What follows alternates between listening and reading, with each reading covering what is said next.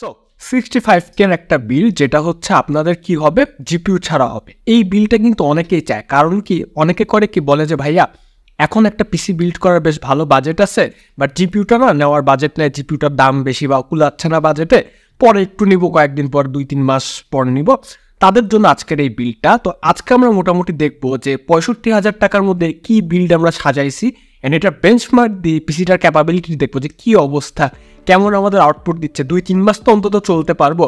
তো সব কিছু নিয়ে কথা হবে। আমি আছি অনুরাগ, আপনাদের এখানে টেকলাইন বাংলাদেশ চলন চর্চা। আজকে আমাদের 65K বিল্ড উইদাউট জিপিইউ।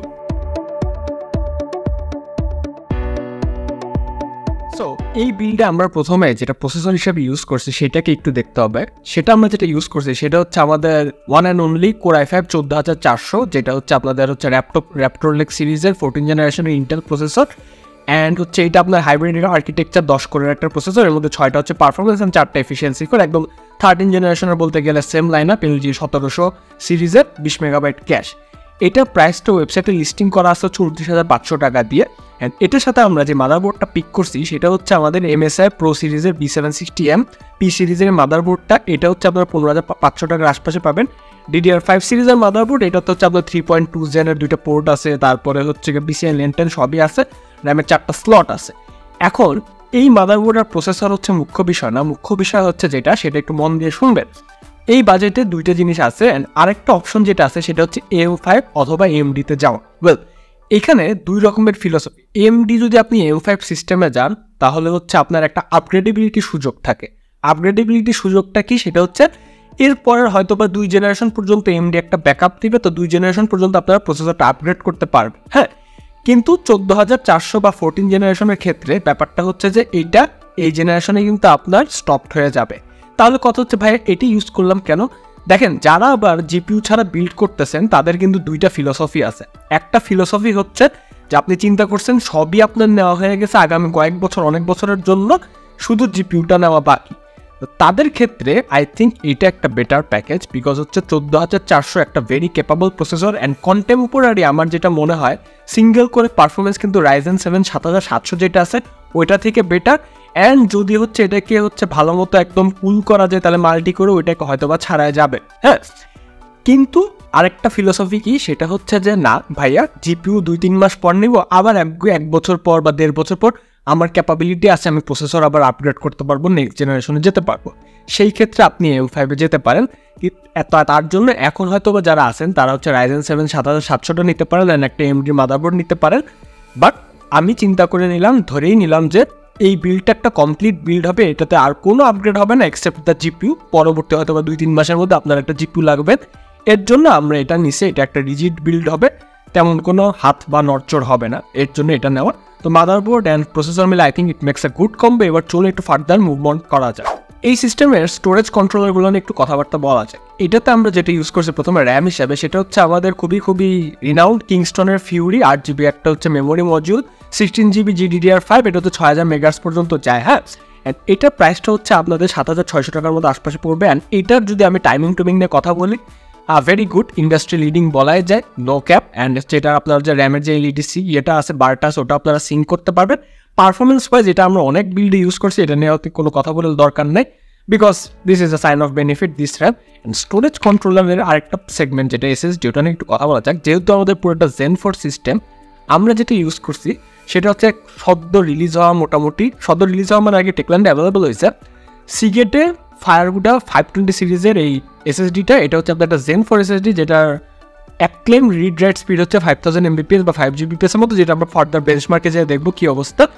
এখন SSD নিয়ে যেহেতু কথা হচ্ছে, তাই একটু আমাদের আরেকটা জিনিস ক্লিয়ার করে দেওয়ার দরকার, সেটা হচ্ছে রিসেন্টলি কিন্তু স্যামসাংয়ের অনেক SSDগুলো নকল পড়ছে, অ্যান্ড অনেক বড় বড় শপে কিন্তু হচ্ছে ফেক SSDগুলো পাওয়া যাচ্ছে। আনফর্চুনেটলি টেকল্যান্ডের 1-2টা এরকম কেস পাওয়া গেছে। তো তাদেরকে আমি একটু অ্যাসিওর করে বলতে চাই, যারা হচ্ছে আপনারা SSD নিছেন স্যামসাংয়েরগুলো, তারা যদি হচ্ছে এটাকে কোনোভাবে ফেক পান বা কাউন্টার পার্ট পান, টেকল্যান্ড কিন্তু আপনাদের পাশে একদম আছে। তারা একদম হচ্ছে SSDটাকে হচ্ছে আপনাদের রিফান্ড হয়তো বা দিয়ে দিবে, নাহলে রিপ্লেস করে একটা অরিজিনাল SSD অবশ্যই দিয়ে দিবে। তো যারা এরকম পাচ্ছেন তাদের চিন্তা করার কোনো কারণ নেই। তো হচ্ছে আপনারা টেকল্যান্ডের সাথে যোগাযোগ করতে পারেন, এই ব্যাপারে সম্পূর্ণ টেকল্যান্ড আপনাদের পাশে আছে, এদিকটা আপনাকে যারা দিতে বলছে। অ্যান্ড আরেকটা জিনিস হচ্ছে, যেহেতু এখন স্যামসাংয়ের অনেক কাউন্টার পার্ট SSD আসছে, আমরাও হচ্ছে মানে দেখলেন বা অন্যান্য যারা আছে তারাও না একটু হচ্ছে হেজি ধোকা খেয়ে গেছে যে কোনটা নতুন কোনটা কেমনভাবে প্যাকেজিং করে। সো এখানে আমরা সবাই আসলে সাফারার। তো এর জন্য স্যামসাংয়ের যে এসএসডিগুলো আছে আপাতত 990 Pro ছাড়া ওইগুলো সমস্ত আমরা মার্কেট থেকে আপাতত রিমুভ করে দিছি। এর জন্য আমরা একটু হচ্ছে সাবস্টিটিউট হিসেবে এই ফায়ার কুটাটা নিছি, which is a very good SSD no doubt. অন্তত সিগারেটের রেপুটেশন তো কথা বলে। অ্যান্ড এটা হচ্ছে আপনারা 6200 টাকার আশপাশে ওয়েবসাইটে প্রাইসিং পেয়ে যাবেন। নেক্সটে চলুন একটু মুভ অন করা যায়। এরপর আমরা এই বিলটাতে যে হচ্ছে পাওয়ার সাপ্লাই ইউনিটটা ইউজ করছি সেটা খুবই রিনাউন্ড ডিপ কুলার পিকে 550D 80+ ব্রোঞ্জ রেটেড হচ্ছে আপনার একটা পাওয়ার সাপ্লাই। এখন কথা হচ্ছে এই বিলটাতে কিন্তু 550 ওয়াট পাওয়ার সাপ্লাইয়ের দরকার নেই, বাট কেন নিলাম ওই যে আমি একটু মাথায় সেট করে রাখলাম যে হয়তো এই বিলটার সাথে আপনারা ফার্দার যে একটা আর্ক 770 নিতে পারেন, অথবা হচ্ছে 3060 নিতে পারেন, বা 7600 এক্সটিটা নিতে পারেন, যেটা এমডি নতুন আসতেছে। যেটাই নেন না কেন আপনাদের জন্য ফুল সাপোর্ট একটা দিয়ে দেয়, এর জন্য এই পাওয়ার সাপ্লাইটা না। এই পাওয়ার সাপ্লাই নিয়ে কী বলবো, সমস্ত রেইনের রেটিং পিছনে একদম সুন্দর করে দেওয়া আছে, এফিসিয়েন্সি কার্ভ টার্ভ দেওয়া আছে, একদম এটার যাচাই বাছাই আপনারা এটার পিছন থেকে কিন্তু করতে পারবেন, কোনো সমস্যা নেই। এখন এই পাওয়ার সাপ্লাইটা হচ্ছে আপনার 5200 টাকার মতো পড়বে। তো এটা হচ্ছে আমাদের পিক। নেক্সট একটু কেসিংটা দেখানো যাক যে আমরা কোনটা নিছি। কেসিং হিসেবে আমরা যেটা নিছি সেটা হচ্ছে আপনারা খুবই চেনেন হয়তো বা অনেকের প্রিয় কেসিং গেম ডিএসের তালোস E3 মেশ। এই কেসিংটা অনেকদিন মার্কেটে মিসিং ছিল, আবার হঠাৎ করে রিস্টক হয়েছে। 4200 টাকাটা পড়বে হচ্ছে, আগে প্রাইসটা বলে দিলাম। অ্যান্ড এই কেসিংয়ের ব্যাপারটা হচ্ছে এই কেসিংটা আমার ভালোই লাগে, বিকজ হচ্ছে সামনে নাইস হচ্ছে গিয়ে 2টা ফ্যান আছে, অ্যান্ড পিছে হচ্ছে আরেকটা ফ্যান আছে, মোট 3টা ফ্যান আপনারা পেয়ে যাবেন 120 mm করে। অ্যান্ড এটা হচ্ছে আপনার লিয়ানের ল্যান্ডকুল 2 আছে না, ওটার কিছুটা সাবস্টিটিউট মডেল, আরেকটু ছোটো ফর্ম ফ্যাক্টরে। পাশে ভালো একটা টেম্পার্ড গ্লাস আছে যেটা কিন্তু বেশ রিজিড ভালো কোয়ালিটির। অ্যান্ড পিএসইউ শার্পটা ভালো মতো কভার্ড আছে। অ্যান্ড ওভারঅল যদি এটার বিল্ড কোয়ালিটিটা বলি বেশ ভালো, এটা নিয়ে আমার কোনো কমপ্লেন নেই। অ্যান্ড আরেকটা জিনিস হচ্ছে এই কেসিংটাতে হচ্ছে আপনারা ARGB সিঙ্ক ফ্যান পেয়ে যাবেন, যেটা আপনাদের যদি মাদারবোর্ডে ARGB হেডার থাকে তাহলে হচ্ছে আপনারা পুরো সিস্টেমটাকে সিঙ্ক করতে পারেন, যেটা এই মাদারবোর্ডে অফকোর্স আছে, নতুন মাদারবোর্ডে থাকে মোটামুটি। অ্যান্ড সামনে হচ্ছে উপরের দিকে আপনারা কিছু পোর্ট পেয়ে যাবেন। তো এইটা নিয়ে কিছু বলার নেই। কেসিংয়ের ব্যাপারটা আমি সবসময় বলি এটা পার্সোনাল প্রিফারেন্স। আপনার যদি এমনও হয় যে না আরও দামি কেসিং পছন্দ, দ্যাট কুড বি মন্টেক, লিয়ানলি, তারপরে হচ্ছে আপনার জিগমাটেক, তারপর ফাস্ট প্লেয়ার নিতে পারেন, বা আরও কম দামি পছন্দ, ভ্যালুটক পছন্দ, জিগমাটেক পছন্দ, তারপরে হচ্ছে পাওয়ার ট্রেন আছে, যেটা ইচ্ছা আপনারা নিতে পারেন। বাট আমাদের একটা দিতে হতো, তো এটা দিতাম। এটা প্রতি বিল্ডে আমি বলি it's completely up to your হচ্ছে পার্সোনাল প্রিফারেন্স। এখন যেটা নিয়ে কথা বলা দরকার, এই টোটাল পিসিটা আমরা এখন বেঞ্চমার্ক করে দেখাবো, যে দেখা যাক যে জিপিইউ ছাড়া প্রসেসরটা কতদিন একটু চলতে পারে, কি অবস্থা কি খারাপ কিনা, অ্যান্ড আমরা যে ডিসিশনটা নিয়েছি ডিসিশনটা কি ঠিক কিনা। তার আগে একটু বলে দিই, এই টোটাল সিস্টেমটা যদি আপনারা ওয়েবসাইট প্রাইস অনুযায়ী আঁকান, যেটা আমি বলছি, তাহলে অনেকটা বেশি এসে যায়। বাট যেহেতু স্পেশাল বিল্ড, অ্যান্ড আমরা ট্রাই করি এই ভিডিওতে হচ্ছে স্পেশাল কিছু দেওয়ার, কিছু জিনিস আমরা অনেক ব্রেন খাটায় করার ট্রাই করি। এটা আপনারা অনলি ফর দিস বিল্ড আপনারা 65,500 টাকা পেয়ে যাবেন টেকল্যান্ডের যে কোনো ব্রাঞ্চে। সো নিতে পারেন, যারা জিপিইউ ছাড়া একটা বিল্ড করছেন তারা নিতে পারে। অ্যান্ড চলুন এবার একটু হালকা অ্যাসেম্বলিংয়ের আর একটু কিছু কাজ বাদ আছে সেটা শেষ করে আমরা একটু ডাইরেক্ট বেঞ্চমার্কে চলে যাই।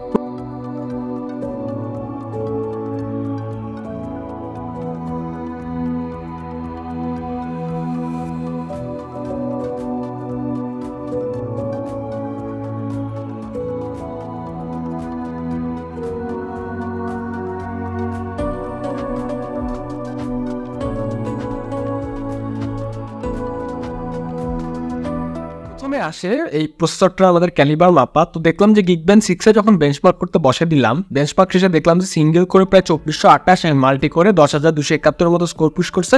সিঙ্গেল করে কিন্তু ডেফিনেটলি রাইজেন 7 7700 থেকে আগে আছে, নো ডাউট। তারপরে আমরা পিসি মার্ক 10 পুরো সিস্টেমটাকে বেঞ্চমার্ক করলাম। বেঞ্চমার্ক করে দেখলাম যে জিপিইউ স্কোরের কারণে এটা একটু পিছায় ছিল, মাত্র 5307 মতো স্কোর পুশ করছে।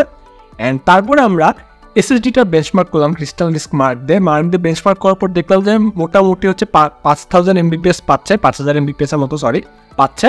অ্যান্ড সিকুয়েন্সিয়াল রাইটে হচ্ছে আরেকটু কম পাইছে, 3892 MBPS এর মতো পাইছে, একটু এক ক্লেম স্পিড থেকে কমছে, but it's fine gen 4 SSD হিসাবে। ভিরে বেঞ্চমার্কে যখন বেঞ্চমার্ক করলাম পুরো সিস্টেমটা দেখলাম যে প্রায় 9926 মতো সিপিইউটা স্কোর পুশ করছে। অ্যান্ড যখন আমরা ওপেন সিলে এই সিস্টেমটাকে বেঞ্চমার্ক করলাম দেখলাম যে 6000+ মতো স্কোর পুশ করছে গিগবেঞ্চে, যেটা দেখে আমি বুঝলাম যে না এই প্রসেসরটাকে আর কোনো গ্রাফিক্যাল ওয়ার্কলোড দেওয়া এটা বুদ্ধিমানের কোনো কাজ হবে না, এর জন্য আমরা দিইও নেই। কন্টেম্পোরারি এটার মধ্যে যে USD 770 গ্রাফিক্সটা ইউজ হয়েছে এটা কিন্তু খুবই উইক, কারণ হচ্ছে কাউন্টার পার্ট যে AMD প্রসেসরগুলো আছে তাদের কিন্তু হচ্ছে আইজিপিউ বেশ ভালোই স্ট্রং হয়, বিশেষ করে যে ভেগা এটা বলে যে 5700G যে আইসিপিউগুলো আছে বা 8600G আছে, এই জিনিসটা আসলে আইজিপি হিসেব করে করাও হয়নি। তো এই ছিল মোটামুটি আমাদের বেঞ্চমার্ক, এটা নিয়ে আর বেশি কিছু বলবো না। এবার চলুন একটু কনক্লুশনে বলা যাক যে এই পিসিটা নিয়ে আপনার ফাইনাল ভার্ডিক্ট কি আপনাকে নেওয়া উচিত নাকি উচিত না। তাহলে কনক্লুশনে পিসিটা নিয়ে কি বলছে, পিসি নিয়ে ওই যে ডিবেটটা প্রথমে বলছিলাম সেটাই, আপনি যদি চান যে না খালি প্রসেসরটা আপনি এটাই রাখবেন, স্টিক থাকবেন, আপগ্রেড করবেন না, আপনি হচ্ছে ইয়েতে যাবেন জিপিউটা শুধু আপগ্রেড করবেন 2-3 মাস পর, তাহলে এই সিস্টেমটাতে যেতে পারেন যদি ওই রিজিডিটি থাকে। কিন্তু আপনার যদি মনে হয় যে না আপনি হচ্ছে 2 বছর 1.5 বছর প্রসেসর আপগ্রেড করবেন, ওই সিলিংটা চান, নেক্সট জেনারেশনে যেতে চান, সেই ক্ষেত্রে আপনি M5 যান, AMD-তে যান, তাহলে ওটা ভালো হবে। বাট এইটা আমার মনে হয় সিঙ্গেল করে কন্টেম্পোরারি এটার কিন্তু হচ্ছে পুশটা বেশি, এই যে আমাদের ইন্টেলটা আছে। অ্যান্ড আরেকটা জিনিস হচ্ছে আপনি চিন্তা করলেন যে প্রোডাক্টিভিটি সেগমেন্টে যাবেন, তাহলে হচ্ছে কিন্তু আপনি এই জিপিউটার সাথে এই সিপিউটার সাথে কিন্তু ইজিলি ইন্টেলের যে ARC 770 জিপিউটা আছে ওইটা কিন্তু যদি কম্পেয়ার করেন তাহলে কিন্তু ডিপ লিঙ্কটা এনেবল হয়ে যাবে, আপনি হাইপার এনকোডিংয়ের সুবিধাটা পাবেন ইন্টেলের এই প্রসেসরের সাথে, যেটা আবার AMD-তে পাবেন না। তো হাইপার এনকোডিং পেলে কিছু আপনার এক্সট্রা বেনিফিট অফকোর্স পাবেন, ইন্টেলের সিপিইউ আর জিপিইউ মিলে কিন্তু আপনাকে ডিপ লিঙ্কের যে অ্যাডভান্টেজটা দিবে সেটা কিন্তু আরকে আবার একটা হ্যান্ডফুল অফ অ্যাডভান্টেজ আপনারা পেয়ে যাবেন। আর বাদ বাকি কী আছে, মাদারবোর্ড যেটা ইউজ করছে ভেরি ক্যাপেবল মাদারবোর্ড, এটা নিয়ে হচ্ছে আপনাদের আর কোয়েশ্চেন করার কোনো জায়গা নেই। এসএসডিটা আমরা যেটা ইউজ করছি এটার স্পিডটা দেখালাম, সিকোয়েন্সিয়াল রাইট একটু কম আসছে বাট ইটস ফাইন। অ্যান্ড হচ্ছে আর কী আছে, র্যামটা যেটা ইউজ করছে একটা industry leading RAM 8 GB RAM, কেসিংটা আমরা মন মতো ইউজ করছি। তো মোদ্দা কথায় 65,500 টাকার মধ্যে I think that's the best we can go for. যদি না আপনারা পরবর্তীতে আবার হচ্ছে আপগ্রেড করেন সেই ক্ষেত্রে কিন্তু আই থিঙ্ক ইটস গুড। আর যদি আপগ্রেড করেন M5 এর অপশন তো থাকবে, Ryzen 7 7700 যেতে পারেন। বাট ওই যে আমার মনে হয় এই প্রসেসরটা যদিও আমরা হেড টু হেড করি নেই, বাট এটা বেশি নিউয়ার আর্কিটেকচারের, বেশি পুশ বেশি, অ্যান্ড হচ্ছে আপনার সিঙ্গেল করে তো দেখলাম। তো আমার মনে হয় যে কন্টেম্পোরারি কোনো টাস্কে এটি একটু বেটার পারফর্ম করার কথা, তারপরে এটা আপনাদের চয়েস। এখন কিছু কথা একটু শুনুন, আমাদের কিন্তু 4070 ভার্সেস 7800 XT-র যে ভিডিওটা সেটার লিঙ্কটা হচ্ছে আই বাটনে দিয়ে দিলাম। ওইটাতে কিন্তু একটা পিসি পাওয়ারের কিবোর্ড, মেকানিক্যাল কিবোর্ড অফকোর্স, একটা অরাস M3 মাউসের গিভওয়ে চলতেছে, ওটাতে আপনারা ভিডিওটা দেখে হচ্ছে পার্টিসিপেট করে ফেলেন। And another important thing is আমাদের যে গ্রুপটা আছে না টেকোলিক বাংলাদেশ, যেটা লিঙ্কটা আমি ডেসক্রিপশন বক্সে দিয়ে দিলাম, এই গ্রুপটা হচ্ছে আমাদের একটা লেটেস্ট এডিশন, এটাতে আপনারা জয়েন হয়ে যান। এই গ্রুপে হলে কি হবে, আপনারা সরাসরি আমার সাথে কানেক্টেড হতে পারেন, আমাদের সাথে আড্ডা দিতে পারবেন, আপনার কী সাজেশন দিতে চান, মার্কেটের কী অবস্থা, কোন প্রোডাক্টের ভিতরের খবর কী, সব কিন্তু গ্রুপ থেকে জানতে পারবেন। অ্যান্ড আমাদের নেক্সট ভিডিওটা কী নিয়ে হওয়া উচিত, কী আইডিয়া আমরা ইমপ্লিমেন্ট করতে পারি সেটাও কিন্তু আপনারা জানতে পারবেন বা হচ্ছে আস্ক করতে পারবেন আমাদের গ্রুপে। তাই দেরি না করে অফকোর্স আমাদের গ্রুপে জয়েন করে ফেলেন। অ্যান্ড হচ্ছে এই ভিডিওটা যদি ভালো লাগে লাইক দিবেন, and subscribe to the channel is a must, it's a request, because হচ্ছে সাবস্ক্রাইব ছাড়া আমরা কিন্তু আগাতে পারবো না। তো দেখা হবে অন্য কোনো ভিডিওতে, তাদের goodbye, definitely will catch you on the next.